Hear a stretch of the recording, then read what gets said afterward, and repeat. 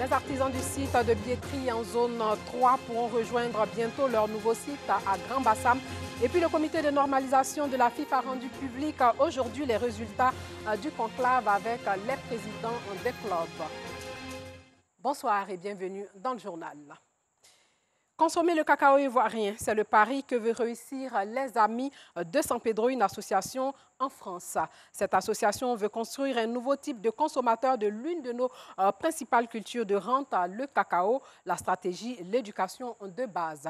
L'association sillonne donc la France, notamment la région parisienne, et explique aux élèves le processus de fabrication du chocolat, la réalité du travail des enfants dans nos plantations et l'action de l'État pour garantir la qualité du chocolat et assainir la pratique. Mais la volonté de construire un consommateur nouveau du chocolat outre-Atlantique n'occulte pas la nécessité de rapprocher les jeunes Ivoiriens des habitudes de consommation de ce produit riche en nutriments. Une bande dessinée est confectionnée donc depuis quelques années pour mieux porter le message, et cette bande dessinée a été dédicacée en présence de notre reporter Franck Quadio.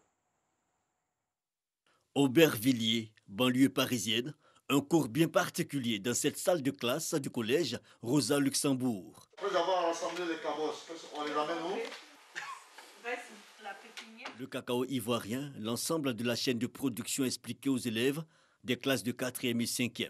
Toutes les étapes, la préparation du sol, la préparation des pépinières, l'entretien des plants jusqu'à la maturité des cabosses. Ces étapes sont enseignées aux enfants de France. 4 années déjà que cet homme sillonne les écoles de la région parisienne. Désiré Begré, cet Ivoirien, est le fondateur de l'association Les Amis de San Pedro. On leur a donné toutes les informations qui concernent le chocolat, qui concernent le cacao, la place de la Côte d'Ivoire dans le monde du cacao. C'est la première, donc il faut qu'ils sachent d'où vient le cacao. Des quiz et des jeux pour stimuler l'attention, mais l'essentiel du support pédagogique se tient à cette bande dessinée. Wa Konongbe, la cabosse qui parle, avec entre autres ambition briser les idées reçues sur le cacao ivoirien, notamment pour ce qui concerne la question du travail des enfants. Cette année, nous avons introduit dans nos programmes scolaires la campagne de sensibilisation du CNS, le Comité national de surveillance des actions de lutte contre le travail, l'exploitation et la traite des enfants. Nous savons qu'en Côte d'Ivoire, le cacao est un cacao éthique et moral, que le cacao ivoirien n'emploie pas les enfants dans les plantations et que la place des enfants se trouve à l'école. À ce titre-là, la loi est universelle et tout contrevenant s'expose à la loi en Côte d'Ivoire. De ce fait, l'ONG Children Africa, que dirige notre première dame, Mme Dominique Ouattara, a créé des aires de jeu et des écoles à proximité des cacaocultures. Une façon de prolonger l'action de la première dame de Côte d'Ivoire, Dominique Ouattara, qui porte le même combat. Désiré Begré et ses amis veulent construire durablement l'idée d'un consommateur nouveau du chocolat ivoirien en Europe. Les enfants que nous enseignons, demain seront des décideurs. On pourra les retrouver au cours de Londres, où on discute des prix du cacao. On a beaucoup appris sur le chocolat, que le chocolat venait de la Côte d'Ivoire et tout ce qu'on a mangé ici c'était 100% naturel, sans produits chimiques. L'association Les Amis de San Pedro qui d'ailleurs va présenter à la première dame à Abidjan bientôt la nouvelle édition de la bande dessinée sur le cacao ivoirien. L'idée est, après la France, de vulgariser cet outil didactique dans toutes les écoles de Côte d'Ivoire. Parlons éducation, la situation financière des écoles privées au cœur d'une rencontre de l'association des fondateurs des écoles privées confessionnelles et laïques de Côte d'Ivoire. L'association lance un appel au gouvernement afin qu'il se penche sur leur situation. Anicette Conan était au siège de la FENEPLACI, c'est aux Deux Plateaux, dans la commune de Cocody. Ils étaient face à la presse. Les fondateurs d'établissements privés de 9 organisations réunies au sein de la FENEPLACI, Fédération des établissements privés laïques d'enseignement et de formation de Côte d'Ivoire. Le porte-parole de la FENEPLACI évoque ici les engagements non respectés par le gouvernement. L'État s'engage à établir une adéquation annuelle entre le budget alloué et le montant dû aux établissements privés au titre des frais de scolarité des élèves et étudiants qui leur sont affectés, à l'effet de ne plus créer de passifs. Article 1.3. Deuxièmement, un contrôle est effectué conjointement par le ministère de tutelle et les ministères chargés de l'économie, des finances et du budget pour arrêter les montants dus à la fin du premier trimestre de chaque année. L'État s'engage à payer aux établissements privés tous les trimestres les encours de frais scolaires dus en contrepartie de la scolarisation des élèves et étudiants qui leur sont affectés. Article 1.7, page 4. Mais hélas, force est de constater le non-respect de ces clauses contractuelles et l'inexistence du comité de suivi. Cette conférence de presse était l'occasion pour le président de la coordination des établissements privés de Côte d'Ivoire de lancer un cri de cœur au gouvernement. Ayant la charge et la responsabilité de former nos enfants, les parents de l'homme nous ont fait confiance et ont toujours été nos partenaires. Il fallait que nous présentions la situation pour que nos autorités comprennent que nous sommes en difficulté, nous sommes un secteur presque sinistré. Les problèmes financiers font qu'aujourd'hui nous n'en pouvons plus, que l'État nous aide dans cette mission éducative. La Fénéplacie comprend 1500 écoles privées. Ces établissements reçoivent en moyenne chaque année environ 752 000 élèves affectés par l'État, notamment 173 715 affectés en 6e, 520 640 affectés de la 5e à la terminale et 57 500 affectés pour la formation technique et professionnelle. Sachez que le service de la protection judiciaire de l'enfance et de la jeunesse s'ouvre à la population pour favoriser et promouvoir la collaboration avec les usagers de la justice. Le tribunal de première instance de Bouaké, c'est dans le centre du pays, a expliqué ses missions et le mode de fonctionnement de ce service à la population. Marie-Pascale Dibé, Léon Bro. Ils sont soit auteurs, soit complices, soit encore victimes d'infractions. De plus en plus d'enfants ou jeunes sont en conflit avec la loi. Comment donc leur appliquer la loi sans déshumaniser la justice? La réponse de l'État, c'est le service de la protection judiciaire de l'enfance et de la jeunesse. À Bouaké, on le retrouve dans l'enceinte du palais de justice. Ce service a déjà assisté plus de 2000 mineurs et pris en charge environ 60% d'entre eux. Mais comment? Le mineur infracteur, par exemple, sa prise en charge commence dès le commissariat.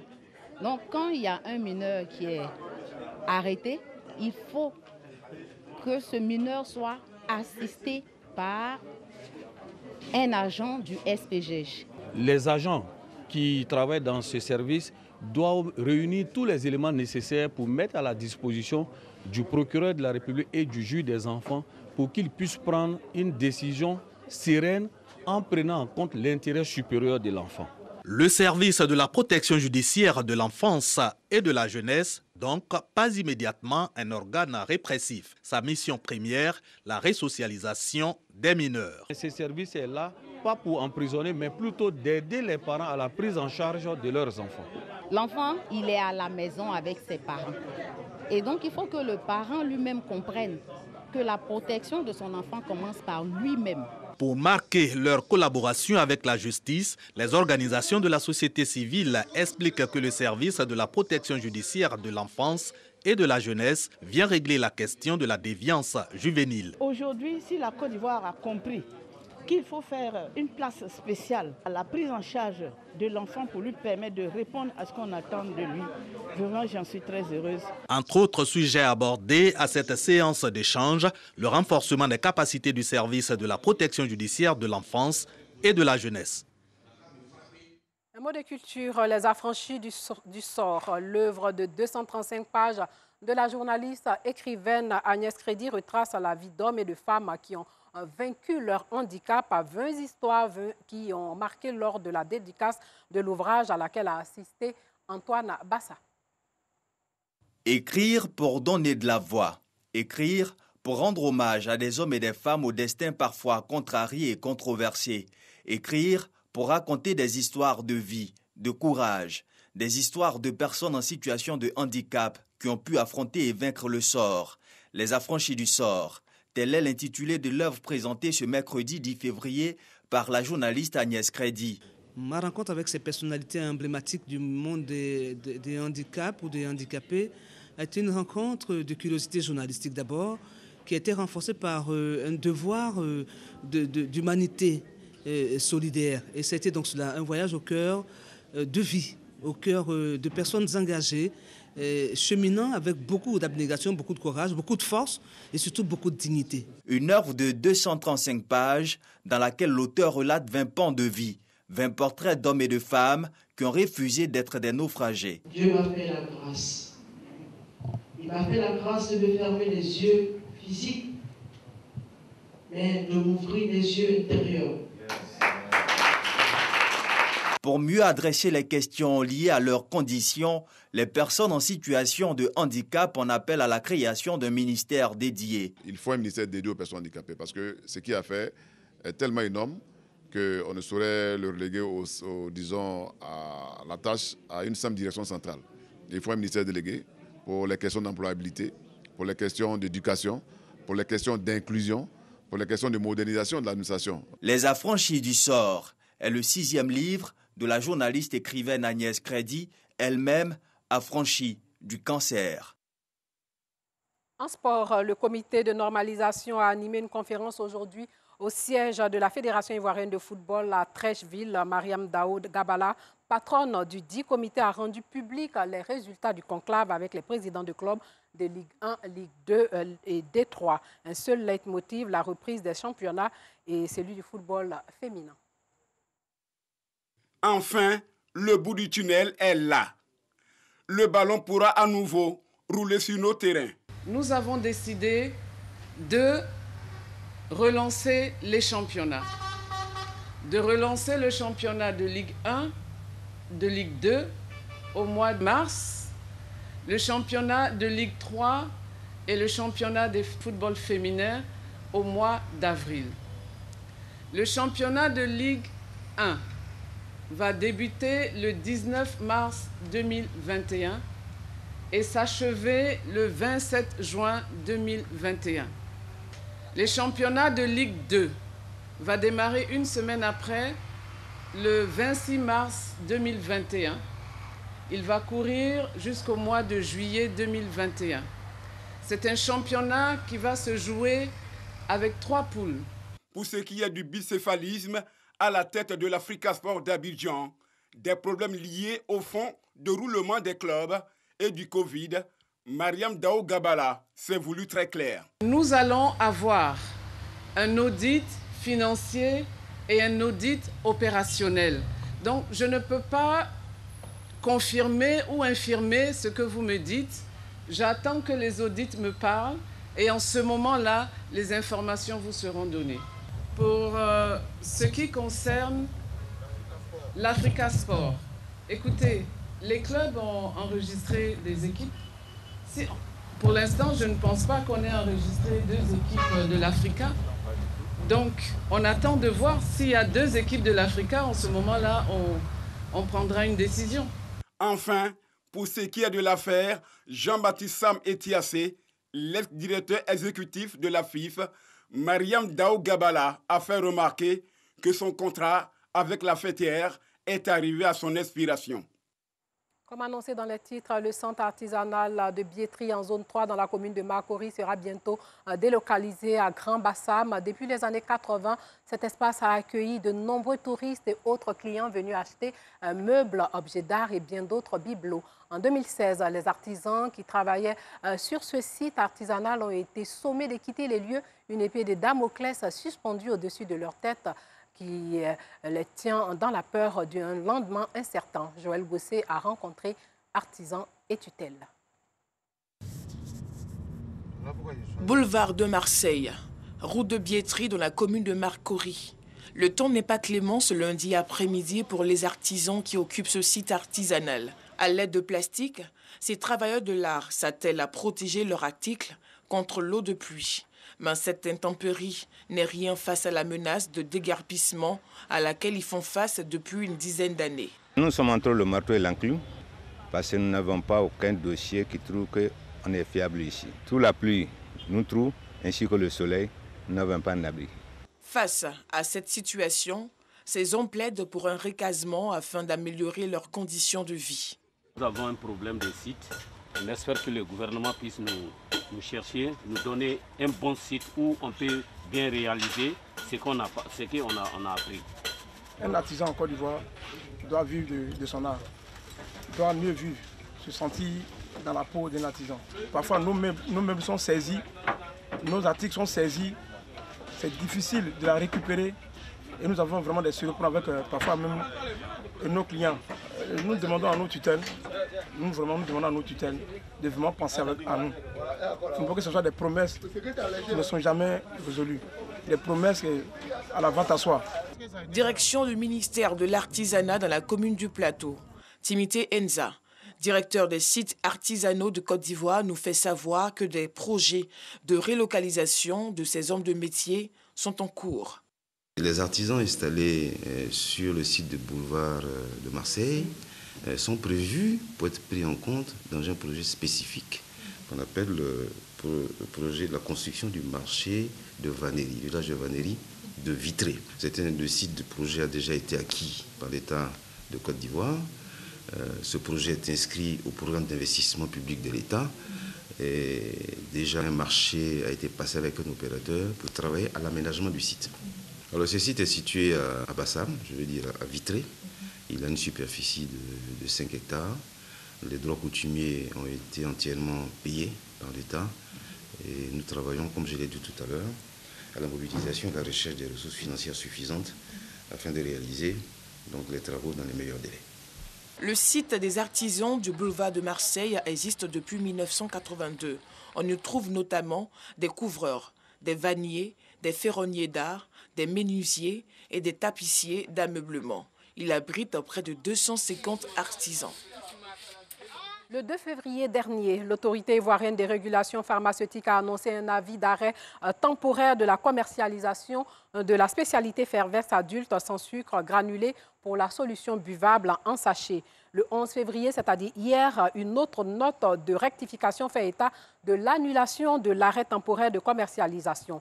Qu'est-ce qui a motivé ces deux notes? Une question qui nous a conduit à l'AIRP à la Riviera Bonoumen, c'est dans la commune de Cocody.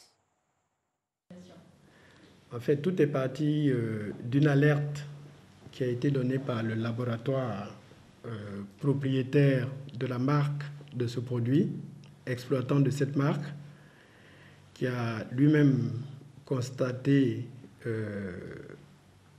au niveau de l'usine qui fabrique ce produit un défaut de fabrication. Donc, face à cet incident qui a été relevé au niveau des chaînes de fabrication du produit, le laboratoire a lancé une alerte au niveau de l'autorité de régulation pharmaceutique du pays d'origine. Et cette mesure qui a été donc préconisée par le laboratoire, qui est l'arrêt de la fabrication à partir de la date où l'incident a été détecté, et surtout l'arrêt de libération des lots qui ont été fabriqués à partir de cette date. Comme l'autorité de régulation du pays d'origine et les autres autorités ont reçu cette alerte.